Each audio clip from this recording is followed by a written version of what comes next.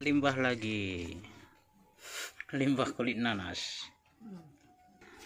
Selain kulit nanas ada juga kulit singkong.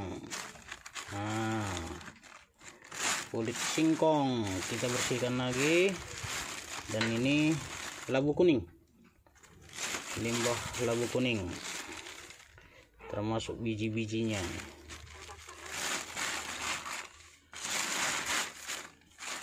Kita proses. Oke, sobat tani, ini dia barang berharga yang dibuang. Iya, ini juga barang berharga yang dibuang. Oke. Mungkin teman-teman menganggap ini adalah sampah, ya. Kalau buat kita ini adalah barang berharga. Ya, memang khusus di rumah kita sudah kita edukasi, ya, membedakan sampah organik dengan sampah non organik. Jadi sudah ada, setiap hari itu sudah ada 2 tempat sampah, ya. 1 sampah organik, 1 sampah non organik, ya. Walaupun kadang-kadang anak-anak masukin juga ke situ bahan seharusnya organik, tapi nggak apa-apa, paling tidak kita sudah mulai menyadarkan, ya. Nah, di sini ada 3 jenis bahan organik yang berhasil kita kumpulkan hari ini, ya, hanya dari rumah sendiri, ya, dari dapur sendiri. Ini ada kulit singkong, ya. Kulit singkong itu mengandung fosfor, kalium, magnesium, dan beberapa bahan lainnya.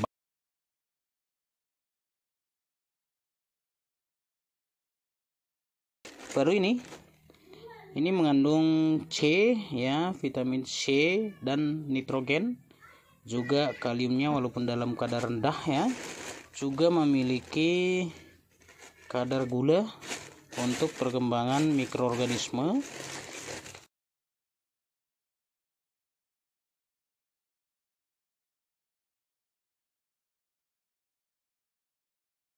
Baru ini labu, ya. Ini juga mengandung kalium, magnesium, dan ada juga vitamin C-nya organik.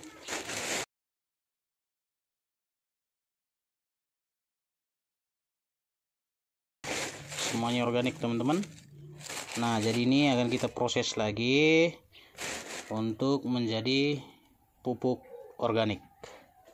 Oke, kita akan buat prosesnya seperti apa, dan sekaligus kita menyarankan ke teman-teman agar juga sadar dengan organik, ya, teman-teman, untuk bisa memanfaatkan limbah-limbah dapur, paling tidak limbah kita sendiri dulu, ya.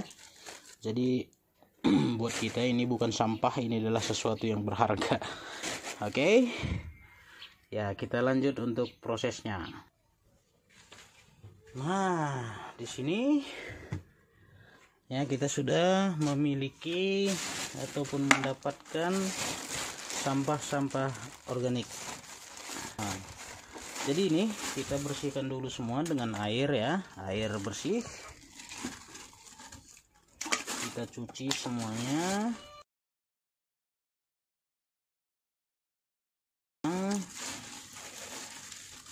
Sampah organik ini sebagusnya kita melakukan proses, ya,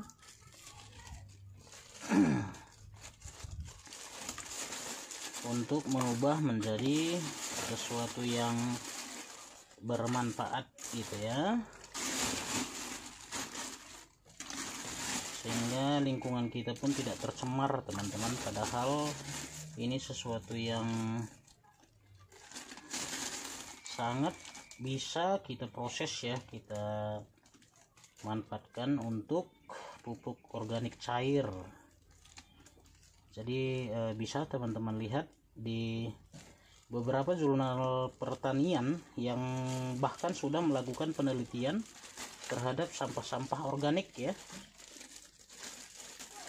apa kandungannya ketika kita memproses menjadi pupuk organik. ya. Jadi jangan sembarangan dibuang ya teman-teman semuanya. Lebih bagus kita proses, kita tampung, baru kita cuci seperti ini. Kita proses dengan cara yang sederhana sekali, tidak perlu ribet-ribet, tidak perlu susah-susah.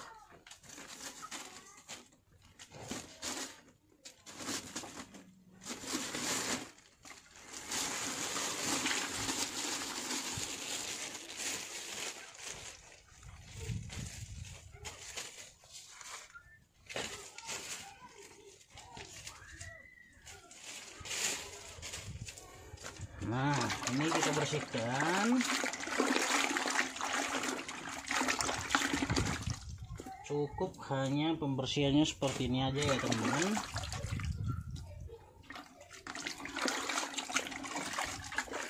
Bisa saja ini kita potong-potong kecil seperti ini saja, nggak usah dihaluskan ya. Untuk potong-potongannya cukup seperti ini saja.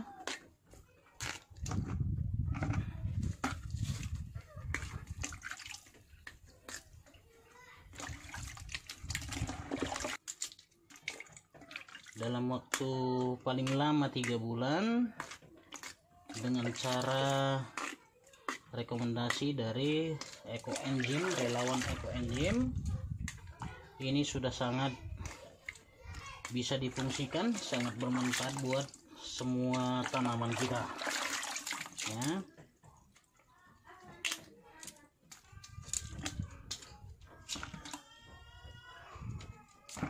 Tangkainya kita buang saja karena ini susah untuk di dekomposer.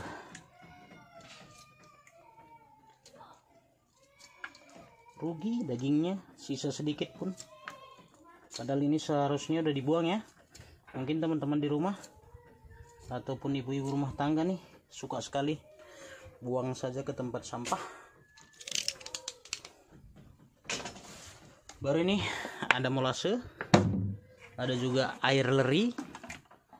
Nah, nanti kita proses dengan jamur jakaba.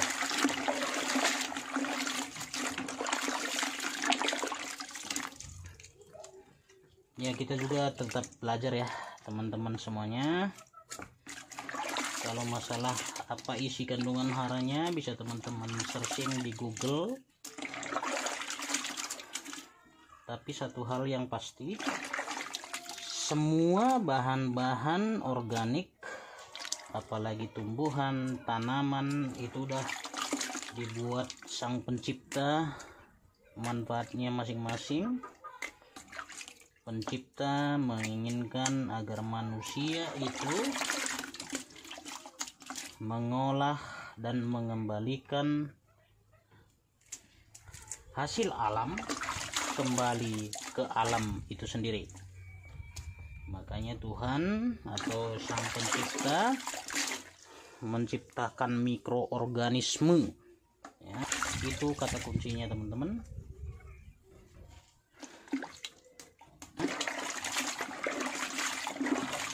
Ya, di dalam proses pembuatan Ekoenzim dengan bahan sekitar 2 kilo ya, kurang lebih itu bisa diproses dengan sekitar setengah kilo kurang lebih molase ya. Untuk memproses ini baru sekitar 7 atau 8 liter air biasa, tapi kita di sini menggunakan air leri ya.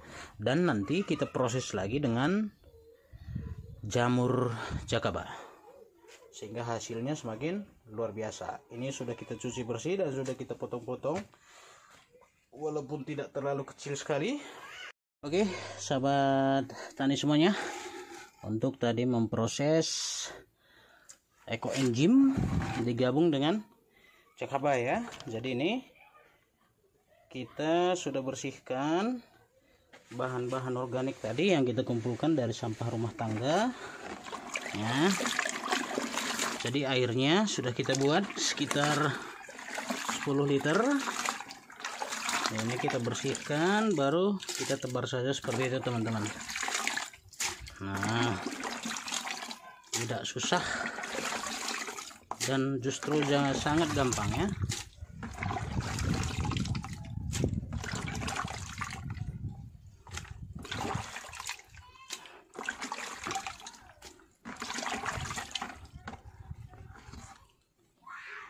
Nah, seperti ini sudah kondisinya.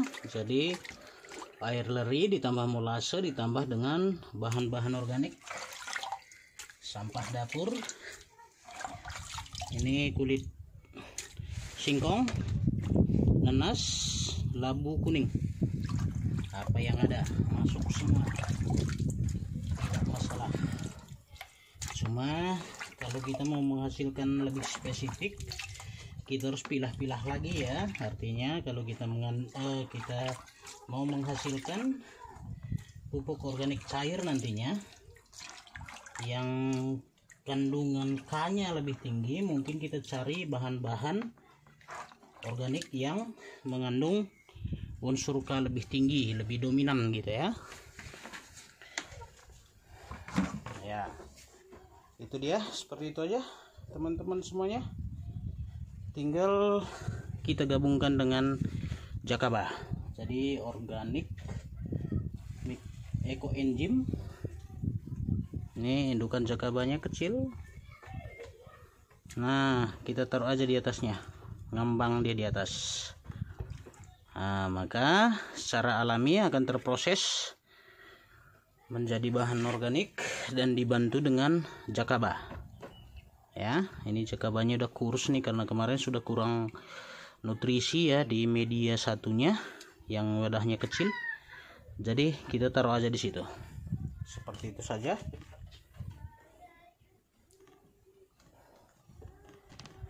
Baru kita tutup dengan kain yang sudah kita bersihkan, jangan yang kotor.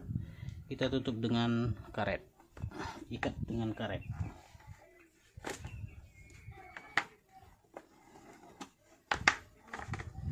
Seperti itu saja, selesai.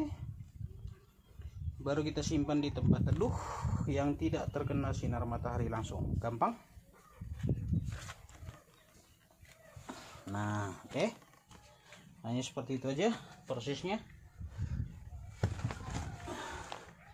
Tanggalnya sudah kita buat ya. Baru nanti dalam waktu 1 bulan kita lihat perkembangannya. Kalau untuk ekoenzim biasanya kita panennya itu minimal 3 bulan ya, paling cepat 3 bulan. Dengan bantuan Jakaba ini kemungkinan lebih cepat, tapi untuk memastikan kualitasnya tetap saja kita akan panen setelah nanti 3 bulan. Namun di selang waktunya kita tetap lakukan penambahan nutrisi dengan air leri dicampur dengan molase. Ya, hanya itu aja sahabat semuanya. Semoga bermanfaat dan semoga menginspirasi teman-teman semuanya untuk mengubah ya, terutama khususnya bagi ibu-ibu rumah tangga yang setiap hari mungkin membuang air cucian beras atau air leri, baru sampah-sampah organik seperti sisa sayur, sisa buah atau kulit-kulit buah atau kupasan dari buah-buahan, jangan dibuang ya. Proses dengan seperti yang kita lakukan dan itu akan menambah manfaat ya, daripada kita membuang ke tempat sampah atau membiarkannya membusuk. Itu akan mencemari lingkungan kita justru. Tetapi dengan cara ini kita menambahkan manfaat sampah dengan mengambil nutrisinya dengan melakukan fermentasi seperti yang kita lakukan ini, sehingga walaupun misalnya sahabat semuanya bukan seorang petani, bisa saja untuk tanaman rumahan ya, seperti bunga-bungaan ya, tanaman hias, anggrek, semuanya itu akan sangat bermanfaat ya. Jadi manfaatkan sampah-sampah yang masih bisa kita proses untuk bernilai lebih tinggi. Salam organik, salam majoa-joa. Terima kasih ya, thank you, I love you, no smoking. Juah-juah merbantan ringan.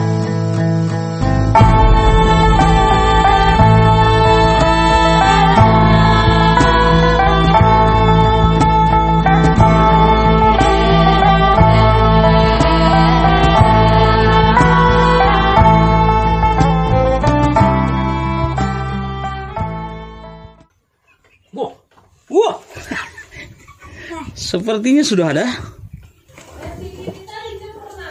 Wah, ternyata udah ada, teman-teman. Sudah banyak.